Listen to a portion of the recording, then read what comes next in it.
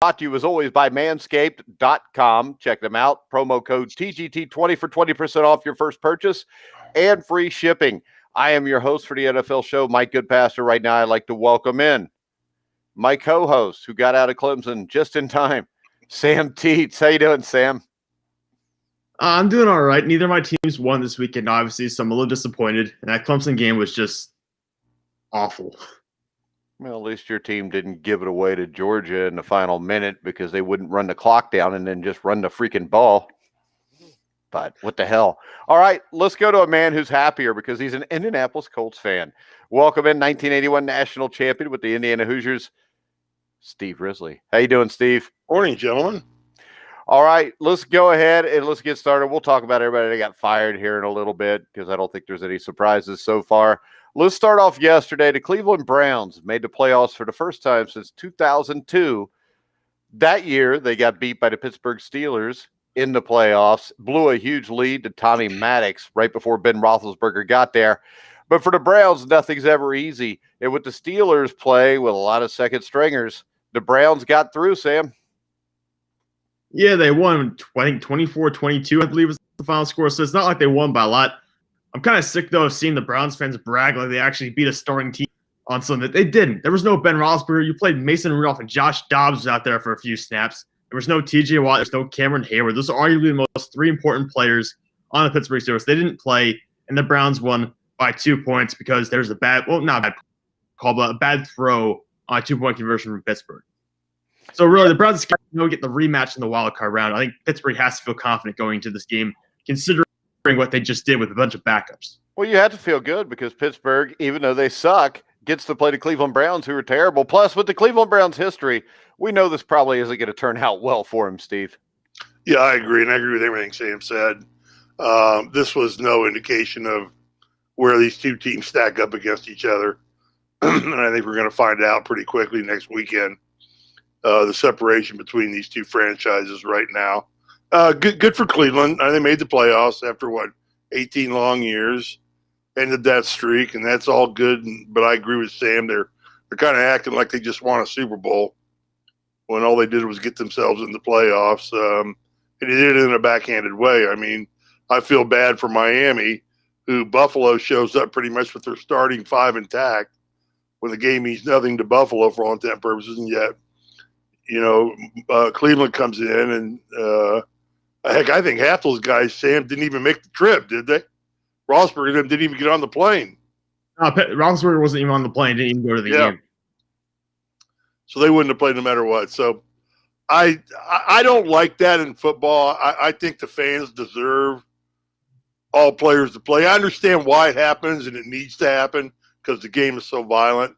It just skews a lot of things on the last week when teams are playing to get in and teams are playing for positioning. It's like there ought to be some mandate. You got to play your starters if they're healthy at least half the game or something like that. I don't know how they would do it, Mike, and you're gonna smack me in the face, I know, but yeah, because it's stupid. How are you going to make them play their starting quarterback? I know. Who's been hurt. I mean, right now, Pittsburgh's set up perfect to go in and beat Cleveland. Mike Honcho says that the Browns will win again, getting two DBs and both safeties back next week, Sam. Yeah, well, Pittsburgh's getting their starting tight end, Joe Hayden, Ben Roethlisberger, T.J. Watt, and Cameron Hayward back. That's much more important than your 2 or 4 DBs. I really couldn't give a damn about the Cleveland Browns and Denzel Ward. You're getting awful mouthy for a man who just a couple weeks ago's team got smacked by the Bengals on prime time. That's true, but the Browns did lose to the Jets. So it's not like we're not comparing like gigantic. We're not comparing like this is not the Buffalo. Yeah, but the Browns had no wide receivers either. And also, I agree with Mike Honcho. Joe Hayden will not be back, which is a problem for Pittsburgh, isn't it? Mm-hmm. What was that? Yeah, I think he was on the COVID list, but we'll see if I'll check the timeline. He might be get back in time. Well, you're hoping he is because it's going to be embarrassing for you if you have to come on here after the Cleveland Browns beat your team in the playoffs, especially after all the smack you just talked. That'd be embarrassing for him, wouldn't it, Steve? I'm in Sam's camp on this one. I think Pittsburgh's going to it's going to be a different outcome. I mean, Pittsburgh is a grinded-out football team. Roethlisberger's got as much playoff experience as any quarterback in the league. slot shy of Brady right now, and I don't think it's going to be anywhere near the same. I'd be surprised if it's not a double-digit victory for Pittsburgh. All right, we will get to picking that game on Friday. Yeah. I may have a different opinion. Sure. Derrick Henry made history yesterday at a shootout, going for over 2,000 yards once again. And, Sam. What history did he make? Well, he ran for over 2,000 yards. The 8th player to do that. That's history? No, the history is if you look at did what he take a crap in blue shoes while you know what? If you'd shut the hell up and pay attention, you'd learn something. It's not Sam, history. He's Sam, the 8th player to do it. Sam, tell him what history Derrick Henry made. Well, he was I believe, 5th player in NFL history to repeat as the Triple Crown: rushing attempts, rushing touchdowns, and rushing yards. I believe he was one to do that. Jim Brown was one of the other ones who's done it. So you can say 5th and 8th. That doesn't matter. At the same time, 5th and 8th all time in NFL history. That's pretty good for a running back. It's pretty good for anyone. Oh no, it's good, but I mean, we throw the word history around like he just did it, and there's other guys that have done it too. So he joins an elite group of players who have done it. He didn't make history. It's already been done. Wait, bullshit. Therefore, history's already been made. This is the problem here, Steve, because then he didn't make history by doing it. No, he joined an elite group of players who have done it. So he made history. No, he joined an elite group of players. Which means he made history. Well, if you want to define history that way, then... Well, how would you define it, Go rip down some rebel flags. Well, I don't know what a rebel flag's got to do with it, but Sam, go ahead. No, I don't think it counts as history. I mean, let me put it this way. If there have been 32 starting running backs in the NFL, they each have attempt to go for 2,000 yards every year. Just over the past 20 seasons, that would have been their 640 attempts by running backs to go for 2,000 yards in the past 20 years. How many times has that resulted in 2,000-yard seasons? Maybe 3 or 4 times in the past 20 years, and 8 times in history. And the NFL's been going now. They've had Super Bowls for over 50 years at this point. Well, and they've had history since 1919 or 1920, right? Yeah. And it's been going for quite a while. And 8 guys have done it. Yeah. Which means he joins an elite group of players. Yeah, who all made history, correct? No. One made history. The first one that did it made the history. Everybody else joined to the guy that made history. And move on. We're debating apples and oranges here. Go on. Yeah, because you're a moron. Next up, Deshaun Watson. And you're a dumbass. Yeah, I'd rather be a moron than a dumbass. Well, I would rather be sitting all the way in California and be able to flap your gums instead of being in Indiana where I'd smack the shit out of you. I would say I would smack the taste out of your mouth, but if you got COVID, that would happen anyways. So what I would say is this. I would say Derrick Henry belongs in the MVP conversation. I think it should be Aaron Rodgers 1, Josh Allen 2, Derrick Henry 3. I agree. No, I agree. Those are the 3 I would have on the ballot right now. I don't think a quarterback or another quarterback that's really qualified. You could say maybe Patrick Mahomes, but honestly, Josh Allen and Aaron Rodgers have separated quite a bit to me. And Derrick Henry is carrying Tennessee into the playoffs right now. He deserves to be in that MVP debate. Yeah, so do we say that he made history by being in our top 3? Yes, he made the history of this show. Okay. Plus, the fact is this. It is debatable that, if the quarterback position wasn't so inflated, Derrick Henry had the best year. People have done what Aaron Rodgers have done. People have done what Derrick Henry did, but a lot less have done what Derrick Henry did. He wasn't even the leading rusher in the league yesterday. Huh? He wasn't even the leading rusher in the league yesterday. Okay. So who had more than 2,000 yards? No, I said yesterday, not for the season. Who had the most rushing yards yesterday? Taylor, 253. Okay. Got him by 3 yards. That made history. He's the first player to outrun Derrick Henry.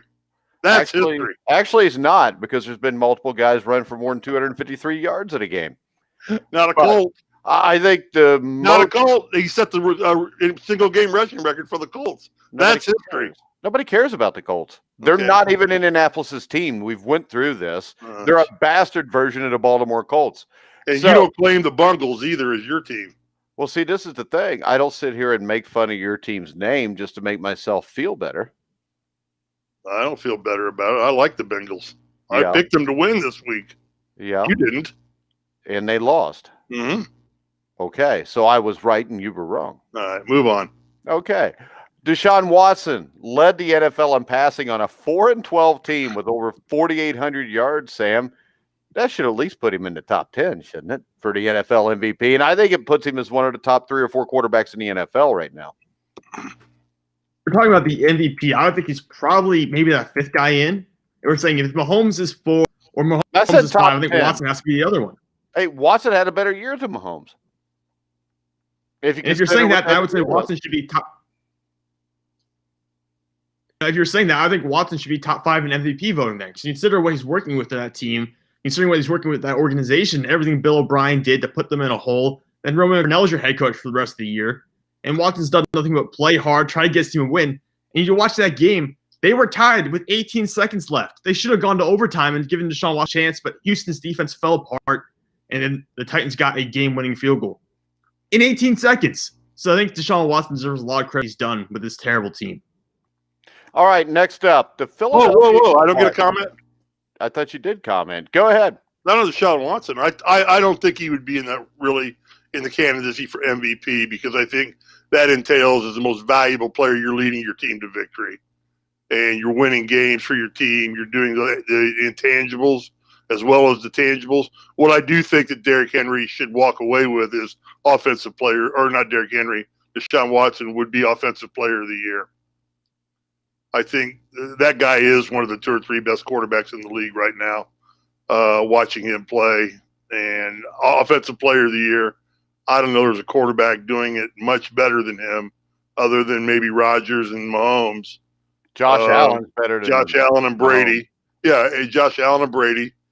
You know, then you got to throw Watson right in that mix. So, all right, last night the Eagles, did they tank that game, Steve? Boy, I when watching the game, I didn't look at it from that perspective. But then I read all the stuff this morning. No, I don't think they tanked the game. What kind of improvement did it give them in their draft pick? From 9 to 6. I don't think. Yeah, I don't know. The bigger shock to me is going with Sunvol over Wentz. Is Wentz injured? No, Jalen Hurts didn't play him. They didn't play him. He didn't want to be activated because I think he wants the hell out of there, Sam. My question here is this. Jalen Hurts gets benched for Nate Sudfeld. Why? I mean, you've had Nate Sudfeld for 4 years. If you ever thought he could do it, you'd have put him in by now. Yeah. And I think Doug Peterson's comments after the game were like, we've had him on the roster for a long time. We wanted to give him snaps. This is like a high school game. This is not like his senior year or something like that. We're going to throw him out on the field for some feel-good snaps at the end of the game. No, I mean, you got to play the quarterback that gives you the best chance to win. That's Jalen Hurts, even though he made a lot of mistakes in the game, which is understandable. He's been making mistakes the past couple weeks. Like, switching Nate Sudfeld to me, I don't understand. It doesn't make a lot of sense. I knew they weren't going to play a lot of their best players coming into the game. So I kind of understood they wanted maybe to trade some of those guys in the offseason, or maybe just to have them healthy for next year. I just don't understand switching quarterbacks. To me, that doesn't make any sense. I'll throw you my 2 cents worth, and we talked about it last week. The shit is all fixed. Alex Smith, if you remember, is the comeback play. He's the feel-good story. Ron Rivera is the coach that had cancer.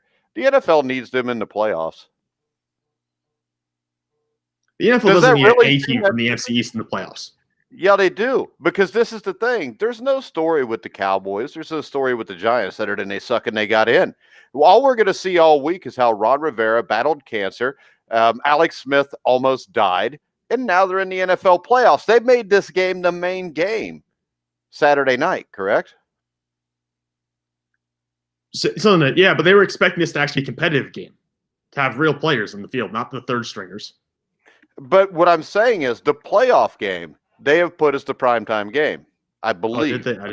Yeah. So, I mean, why would you make that the primetime game with a below 500 team going against a hot Tom Brady? Now your story is this. Instead of the New York Giants, who suck, playing against, the Tampa Bay Buccaneers, well, you've got the quarterback that almost died, the coach that beat cancer, going against Tom Brady. I mean, this shit makes sense to me. And, I mean, it makes no sense to me why you would pull Jalen Hurts, because let's face it, Jalen Hurts hadn't even been there for a year. He's played 3 or 4 games, and you got to make a decision between him and Carson Wentz. Why wouldn't you want to see what Jalen Hurts does in the fourth quarter of this game? And none of it makes sense to me. No, you're right about that. None of it does make sense. That's the issue. I think that's why everyone's tearing apart Doug Peterson today. Is why you get nothing out of playing Nate Sudfeld. You know what Nate Sudfeld is. He's been there for 4 years. So you get nothing out of doing this. I don't understand. Steve, any opinion? I would agree with Sam. I didn't look at the game. I was excited because Sudfeld is an IU grad. So, hey, cool. IU quarterback coming in the game. So I was kind of excited about that. You'd at least see one IU quarterback play good this week. Hey, and how about this real quick for Giants fans that want to bitch about this and the Giants players? Shut the hell up. You were 6-10. Yeah. Yeah. I mean, if you went 7-9, you'd have won it. Mike, I understand we're going to go at this. I just still have not bought into the conspiracy theory that the NFL rigs games. I know, because you haven't bought into it for 3 years when it continually happens. Yeah. Well, I show me the money. Well, I just showed you. You see the money all the time. TV ratings. It's bad coaching decisions by a coach who lost his job immediately after the game. So did Doug Peterson get fired, Sam? No, he's not been fired. Well, he will be fired. I don't know about that. He's on the chopping block. I don't know. Sam, what are the rumors right now with Doug Peterson? It sounds like he's going to come back. It sounds like Carson Wentz is the more likely quarterback or more likely member of this duo to be pushed out. So it sounds like Wentz has a better chance of getting traded than Doug Peterson of getting fired. Wentz is coming to the Colts to go back with Frank. Yeah, he can go back with Frank. They're still not going to win anything. No, I agree. Ever. Because Frank's a great offensive coordinator. That's Next all up, he is. Yeah. The Green Bay Packers clinch first seed. The Bears back into the playoffs. The Bears played them tough for about 2.5 quarters. It kind of fell apart. The Bears' record is 8-8, correct, Sam? Yeah, they're 8-8. All right, so adding an extra playoff team gets us a 500 team and the Cleveland Browns in the playoffs. What the hell did that accomplish?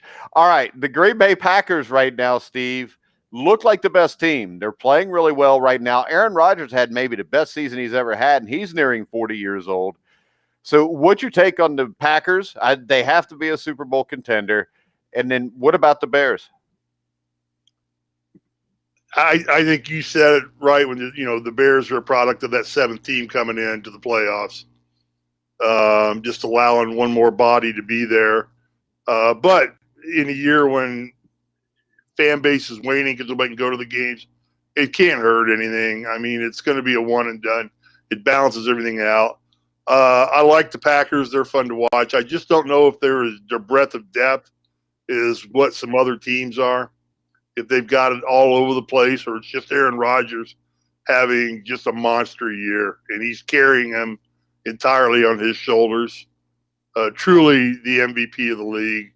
I don't know that, Mike. I mean, you and Sam are better equipped, but I don't know that there is complete a team to say even like a Tampa Bay. I think this. I think the problem is in the NFC. I don't know if you have a complete team unless the Saints are completely healthy, which includes Michael Thomas playing. Plus, Drew Brees and his coach there have a tendency to, for lack of a better term, kind of crap their pants when it gets big time. And with that being said, I mean, the Packers' biggest threat, I think, is the Buccaneers. I think the Packers' defense is very underrated. I think they are better than what they were last year. I think they're really good against the pass. I really like Savage at safety. I think their run defense is a little bit better than last year. The run defense would still worry me, Sam.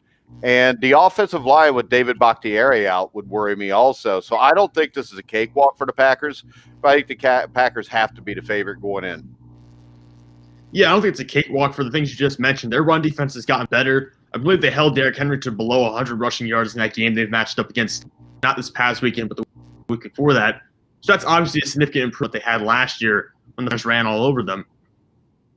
My biggest concern going into the playoffs is the David Bakhtiari injury. They're not going to have their star left tackle now. You have to fill in a replacement for that. And that's troublesome when you play a team like the Tampa Bay Buccaneers that have Jason Pierre-Paul, that have Shaq Barrett, or you play the Saints who have Cameron Jordan and Trey Hendrickson. They have these pass rushers. That's going to be a problem for the Packers in those situations, and you're going to have to change your game plans going into those matchups. All right, next up, the Rams get in as the Cardinals get knocked out. This game was a mess. And the fact that these two teams were vying for a playoff berth will tell you maybe they should cut it to 5 teams instead of to 6 or 7, because this was a mess. And I don't think it would have been any better if Jared Goff and a healthy Kyler Murray would have played. I mean, the Rams have a good enough defense to make a run, but the offense, Jared Goff, I don't think has a chance to get this done. I think Seattle busts them out quickly. I think the Cardinals are what the Cardinals are. They have no defense. They have very little offensive line play, Sam. I think these are two teams that have issues. Hell, I would think right now the Bears are better than both of them. No, I agree. The Bears are certainly hotter than both of them, and Jared Goff might not even play in the wild card round. I mean, he's coming back. He's going to try, obviously, but it's going to be very challenging because he had the dislocation. He had a fracture. So 2 weeks after having surgery for a fracture, you're expecting him to play in the wild card round of the playoffs in a cold weather game. It's going to be tough for the Rams. It's going to be tough for Goff, and you might see more John Wolford in the wild card round, in which case I don't see a way the Rams are going to beat Seattle. I don't think they're going to win them with Jared Goff either. Steve, what do you think? I agree. I think, like you said, this is where a great case for going to 5 teams and eliminating it down to 5. But again, it's the playoffs. You never know what's going to happen. Goff could come back and have the game of his lifetime. And, hell could freeze over too. No, he could. We've seen him do it before. Next up, the Indianapolis Colts are in the playoffs. They beat the Jacksonville Jaguars 28-14. They did not put the game away till the last 3 minutes, though. Jonathan Taylor, I think, is turning into be what Jonathan Taylor we expected him to be, Steve. The worrisome here is it took a long time to pull away from Jacksonville, and that's after jumping out to a big early lead. Well, they pulled away early. I mean, they got up 20-0 on them, and it looked like it was going to be smooth sailing. But in typical Frank fashion, they went to the stall offense almost in the second half again, and they just slowly let Jacksonville back into this football game to where they were only up 6 points late in the game. I mean, they had a chance to actually lose that game if Jacksonville was able to mount anything. Thing about the Colts are, I mean, you guys comment on this, but Rivers looked atrocious. He didn't look like he could throw the ball past 15 yards. He threw 27 times, but only completed 17 of them for 160 yards. The fear on the Colts right now is they've got a tremendous offensive line, especially in the run game right now. And Taylor's playing good football, but that makes them a very one-dimensional football team and very easy to shut down. I don't think the Colts are a threat in the playoffs at all. Yeah, I don't think they are either. I mean, I don't think they are. They're one and done. They got to go to Buffalo and play, and it's just a question of not if, it's how bad. Yeah, and from what we see, we talk about the Bills a little bit. The Bills defensively are on fire too right now, and the Colts, I think, are going into a buzzsaw, Sam. Yeah, it's going to happen because the Bills they rested some of their best guys the other day, and they destroyed the Miami Dolphins. And I want to mention that Phil Rivers took 5 sacks playing against Pittsburgh Steelers, and the Buffalo Bills have a decent and developing pass rush right now. And Rivers isn't going to run away from anybody, so he's going to be sacked 3 or 4 times against Buffalo. He hasn't looked really good the past 2 games in a row now. You're relying mostly on Jonathan Taylor, but the Bills fight on that running game. I just don't see a way that the Colts are going to score with the same amount of points the Buffalo Bills are going to score. The Bills are going to score 30-plus points per game in the playoffs. I don't think Indianapolis can keep pace with them. Yeah, I agree entirely. I mean, they can barely put 20 points up on the board with Taylor running wild. And the scary thing right now is this. The Buffalo Bills beat Miami 56-26 yesterday. It was 28-13 at the half, I think. And then Josh Allen came out of the game, and you thought, well, they're going to have a chance to come back, the Dolphins. It wasn't to be. The Dolphins, just got overrun by the Bills. I don't think it would have mattered if Tua or Ryan Fitzpatrick played in this game. The Buffalo Bills are just that good right now, and especially Josh Allen, because he started the game off with an interception on the first drive. After that, though, he destroyed the Dolphins' defense. They had 28 points by halftime when they brought him out. Allen broke Drew Bledsoe's record for the most passing yards in a single Bills season, and as he was all season, Stephon Diggs is uncoverable. And that's the big issue playing the Bills right now. I think that he's more uncoverable than anybody in football. You watch him get double teamed, and he still runs in space, Sam. Yeah, Stephon Diggs has a case for being the best wide receiver in the NFL this year based on what he's accomplished. And that duo of him and Josh Allen, he's really helped bring Josh Allen out of his shell. and become an MVP candidate. So this year, I'm just glad Pittsburgh doesn't have to face the Bills in the first round. It won't have to happen until later if Pittsburgh gets that far, because I don't think there's a way to stop Josh Allen and Stephon Diggs this year. I mean, in the past, countering Josh Allen's been pretty simple, I'll say. You can't do it this year. He's finding a way to overcome these adversity and mistakes he makes early in games. Yeah, and the other thing here, Steve, is this. The Miami Dolphins defense had a case that they were great all year. They were a top 5 defense all year. And the Bills did this with Josh Allen and then Matt Barkley. They scored at 1 point, 3 straight touchdowns with Josh Allen in the second quarter. This is against, I think, arguably the best secondary in football in the Dolphins. This Bills team is scary. And I think that right now, the people that laughed at a certain person after week 5 when he said he thought the Bills were going to beat the Chiefs and go to the Super Bowl, they should all apologize. Yeah, 2 things here to point out. I said this pretty much all season about the Colts is their secondary is a big play race secondary. They're spectacular. They've gotten a lot of picks. They've caused a lot of turnovers, but they don't do the yeoman's work play after play after play after play. They get their asses handed to them, and then all of a sudden they come up with a big play. If they're not coming up with that big play, Diggs and Josh are going to just tear them to shreds, as you said. Secondly, if the Colts were to win this game, it would be the biggest upset in the NFL this year. No, it wouldn't. I think the Jets beating the Rams and the Bengals beating the Steelers would be bigger. Okay. Just because those teams suck. And the Colts don't suck. No, they don't suck. They're not in the same league. Put it like this, there's as they say in British boxing, there's levels to this, and the Bills are on this level, and the Colts are on this level. The Bengals and the Jets are like way down here. Yeah, at 11-5, you can make an argument the Colts deserve to be in the playoffs, but they deserve to be in the playoffs. They're not a contender for anything beyond being in the playoffs. I'm not dumb enough. The really crappy part is out here, I got to get out of bed Saturday at like 9 o'clock because the damn game is on at 10 o'clock here. So my Colts are going to be the first out in the playoffs. Yeah. This is all that's going to happen. That's how the Bengals were most of those 5 years. They'd put them on first and they'd be done. All right. The Ravens had a historic day on the ground, over 400 yards rushing against the Cincinnati Bengals, led by that hard-nosed, tough coach, Zach Taylor.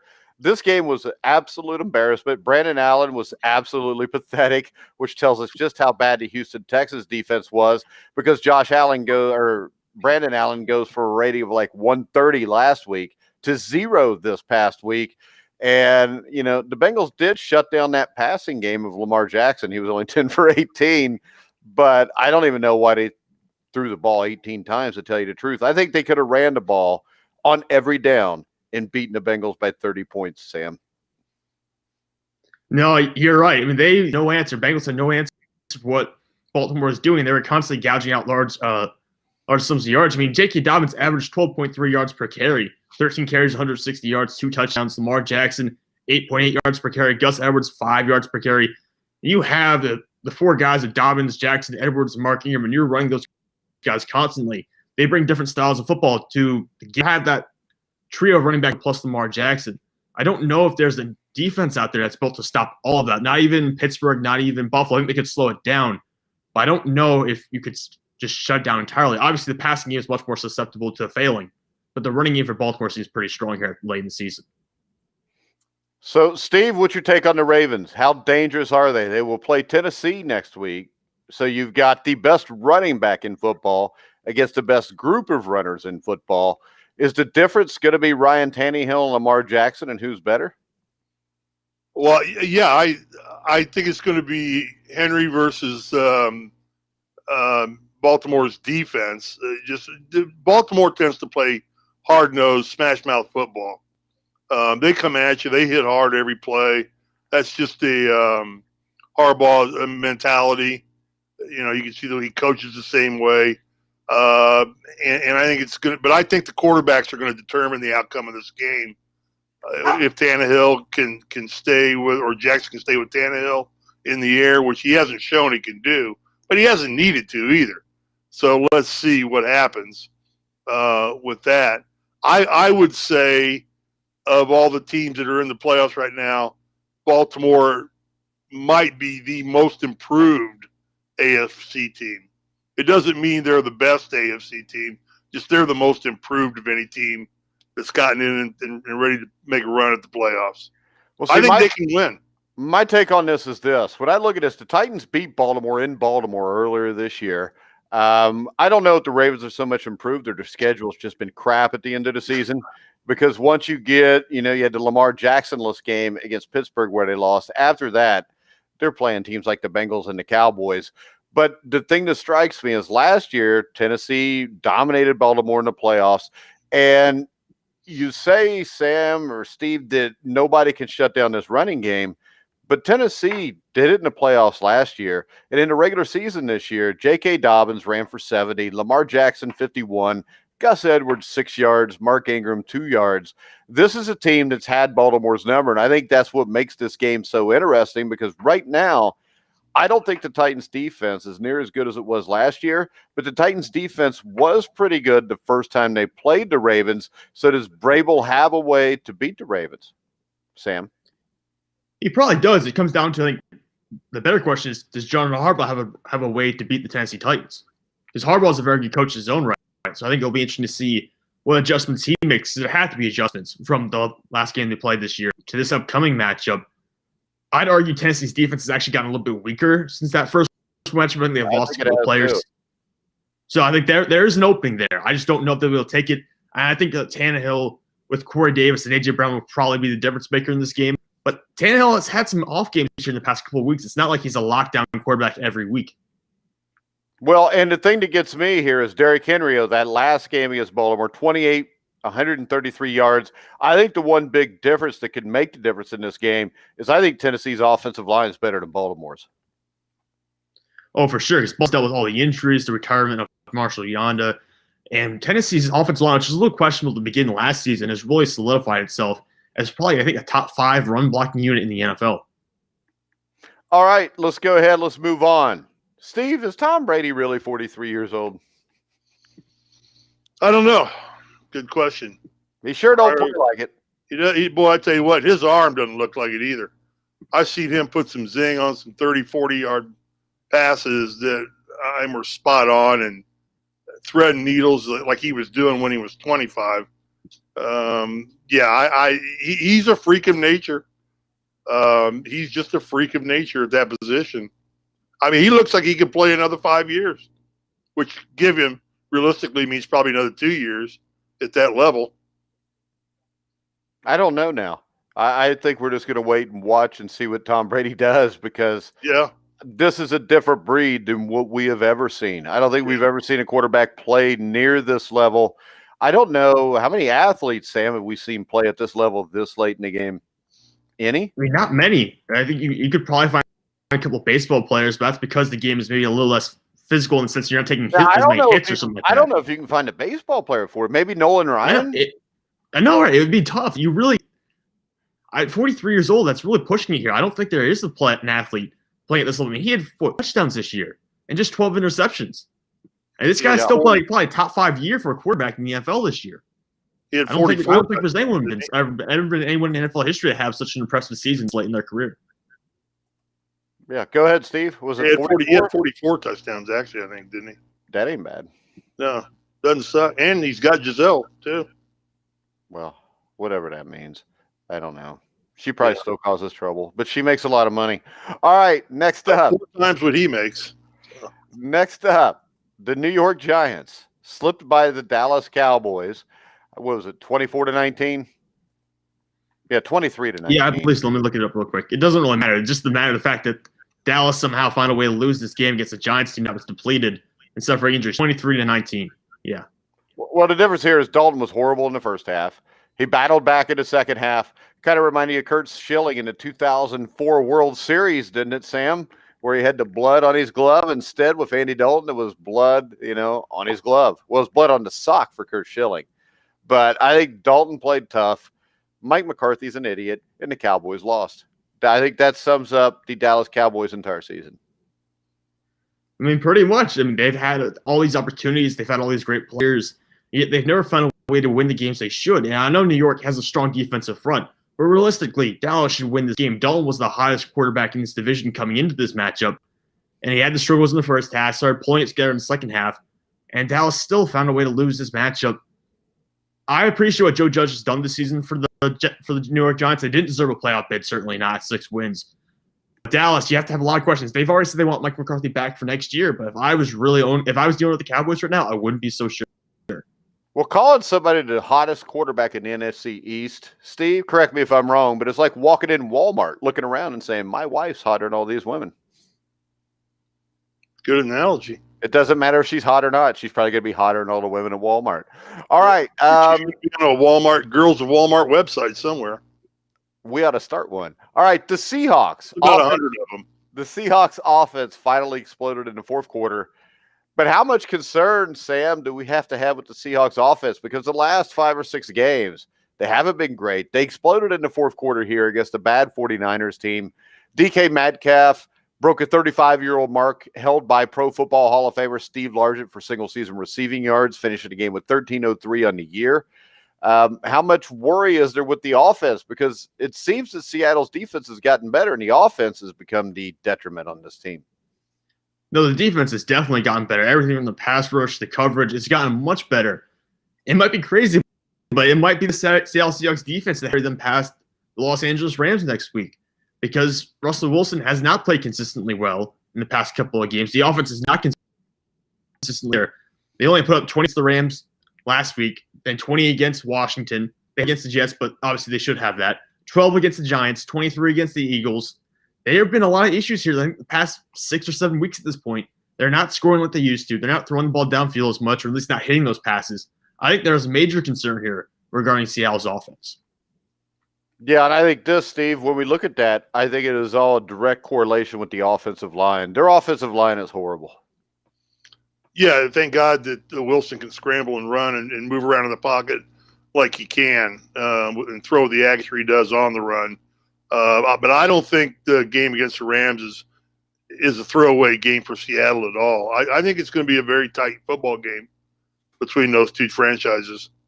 If Goff does come back, his ability to play may be the factor, really, even more so than Russell Wilson, because I agree with you guys, both assessments. Wilson's just kind of been all over the map. He's looked like an MVP, then he's come around and looked like, holy cow, who's next in line?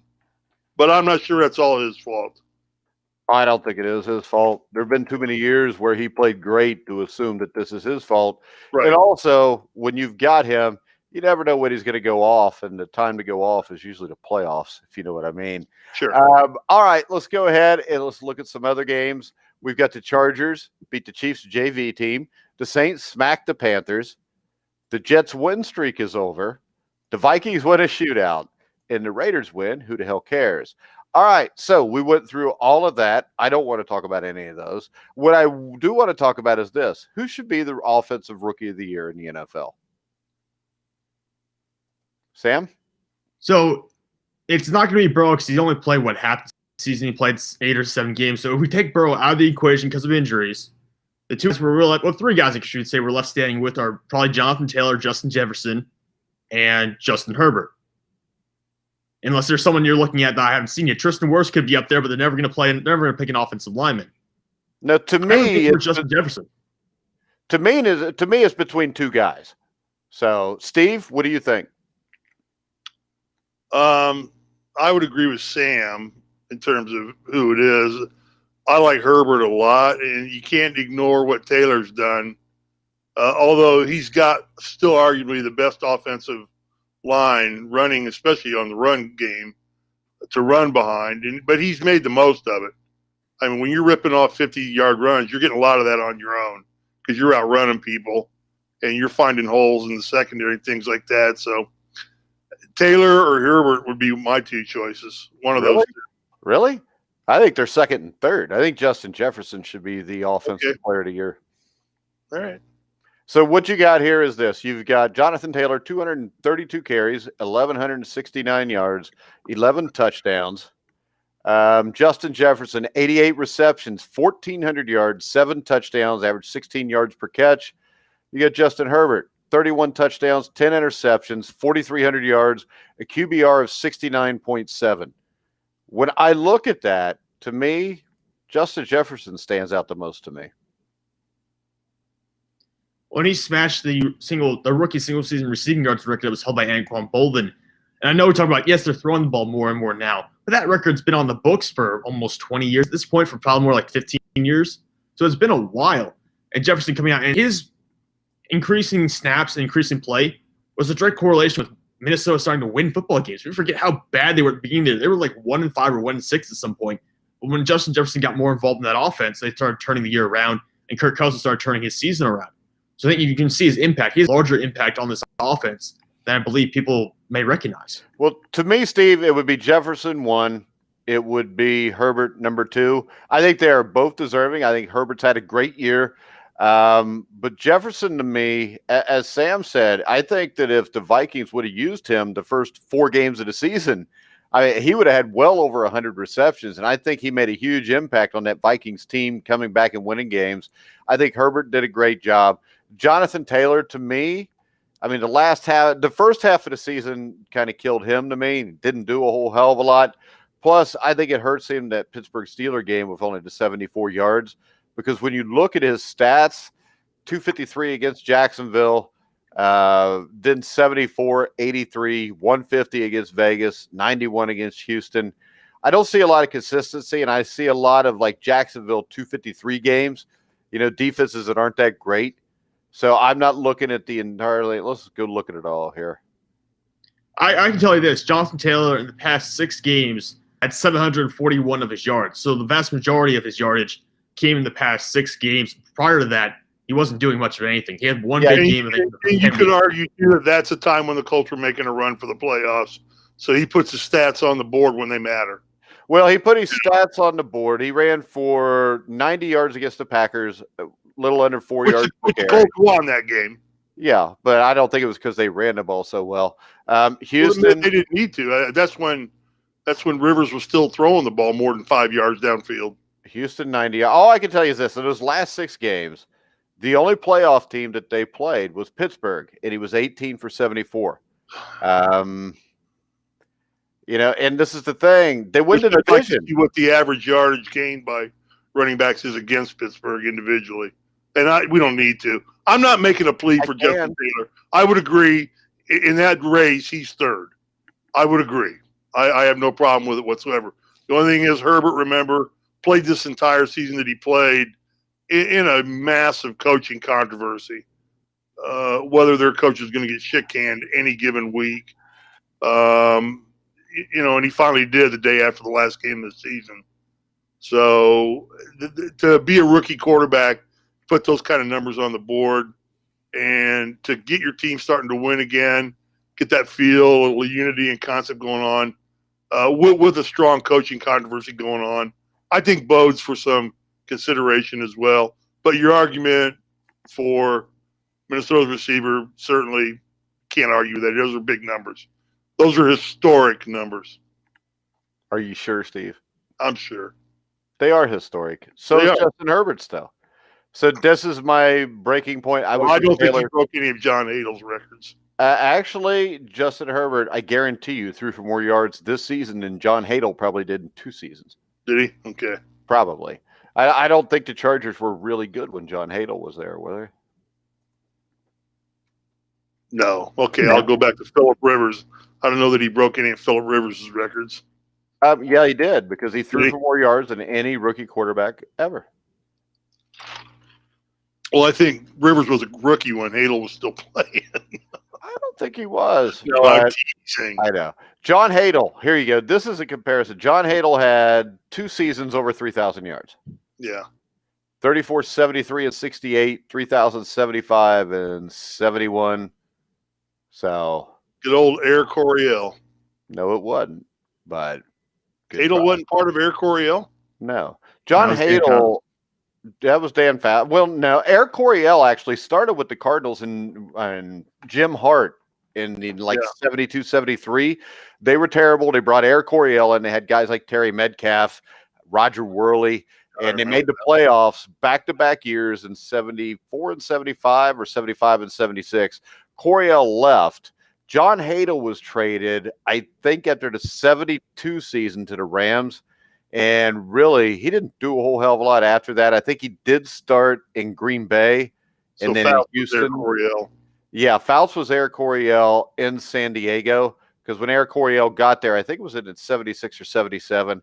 Hadel had been gone since 72 because Hadel went and quarterback the Rams in 73. I'm not 100% sure, but I think Hadel was the NFL MVP in 1973 with the Rams. They went 12-2. Did Hadel start at San Francisco? No. Nope. Hadel started with San Diego in the old AFL in the early 60s. Sid Gilman would have been his coach. And Sid Gilman was he was the precursor to the West Coast offense. And the interesting thing there is Don Coryell was an assistant coach with Sid Gilman. I think Joe Gibbs was at one point too. So all those guys came from the Sid Gilman coaching tree. And those Chargers teams won the AFL championship, I think it's 64, lost in like 65 to the Bills, something like that. But they were always good, somewhere around 9-4, 8-3. And then Sid Gilman left. Yeah, you had Lance Allworth, which is Hadel's main. Number 19. Yes, he was. And Bambi was one of the greatest wide receivers they ever played a game. But yeah, Hadel went to 73 with the Rams and had a great season. And then I think the Rams, for some reason, he was the MVP, and the Rams traded him to Green Bay. And they got a lot from Green Bay for it. It was one of the bigger steals in NFL history. And then, Hadel didn't do much. I think Hadel started for the Packers in like 75 or 76, but they had a losing record and were horrible. And then he started a few games when Bud Phillips got to Houston. The Oilers traded for him. But he started games just because Dan Pastorini was hurt, which happened a lot. But I think he only started like 5 or 6 games in 2 years, and then he retired. But that's the history of John Hadel. Number 21 in your program. And number 1 in your heart, Steve. There you go. All right. Tomorrow, Sam, what are we doing? We ranking the 12 NFL playoff teams? NFL quarterback power rankings that Steve hates so much. So are we just doing the quarterbacks that are left? Just quarterbacks? I was going to do quarterbacks. I was doing like a seasonal recap, like a full season recap. All right. So you going to talk about coaches? You going to save that for later on in the week? What about coaches? I think this. I don't think Anthony. We lost 3 yesterday. We lost Gase, Lynn, and Marone. Well, Gase should have never been hired. Marone should have never been hired. But at least Marone had the 1 year we went to the championship. Lynn, I thought would hang on. I thought Lynn might hang on for another year. I think Lynn should keep his job. In 4 years, he's made the playoffs twice. He's 2 games over 500. They went 7-9 this year. You've got the quarterback of the future. You were missing Derwin James. You missed Bosa part of the year. I think Anthony Lynn may possibly even be a head coach next year somewhere else. I think he's a good football coach. I thought they would fire him. I don't think they should. I can tell you this, if Anthony Lynn could come be the coach for the Bengals, I would take that over Opie Taylor any day. He'd be an improvement in a lot of places right now. Yeah, I think Anthony Lynn's a good football coach. Then you've got Nagy, Peterson, and Fangio on the hot seats right now, allegedly. So what do you think is going to happen with Fangio, Sam? I heard they want him back. I heard they're going to bring him back for another year, but I'm not a believer in what they have right now. They're going to turn this around another year. I think it's going to take another 2 or 3 years to turn this thing around, especially with the way the quarterback situation looks right now. Because apparently they're not moving on from Drew Lock either. Well, they need to move on. They need to move on from John Elway because that's the problem. It's not Vic Fangio. It wasn't any coach before that. This is his fault. I mean, if that's not going to happen. Well, no, it's Denver, and he's it's like Cincinnati is the Brown family, so they can do whatever the hell they want. Right. I mean, but as the letter Mike Brown put out to season ticket holders today in his statement, the Bengals are moving in the right direction. They keep their quarterback healthy. They won 2 games last year. They won 4 games this year. Next year they'll win 6. The year after they'll win 8. 3 or 4 years from now, they might make the playoffs. There you go. And you'll bitch about something. Yeah, I will, because you got to win the Super Bowl or it don't count. There you go. So, all right. Anything else we want to talk about, Steve or Sam? Nope. I think we got all the news we needed to. All right. We'll be back at 1 o'clock tomorrow to talk NFL quarterbacks. So make sure you come back. Come back for sure because Steve won't be here. I might. I'm thinking about it. Okay. Well, you can come back if you want. We'll see. I don't know that I want. Well, we don't know that we want you, Steve. All right, guys, we're going to wrap it up. Make sure you check us out on Rockfin. Make sure you go check out manscaped.com, promo code TGT20 for 20% off your first purchase and free shipping. But for now, for Steve Risley, Sam Teets, I'm Mike Goodpastor. You've been listening and watching to The Grueling Truth, where the legends speak.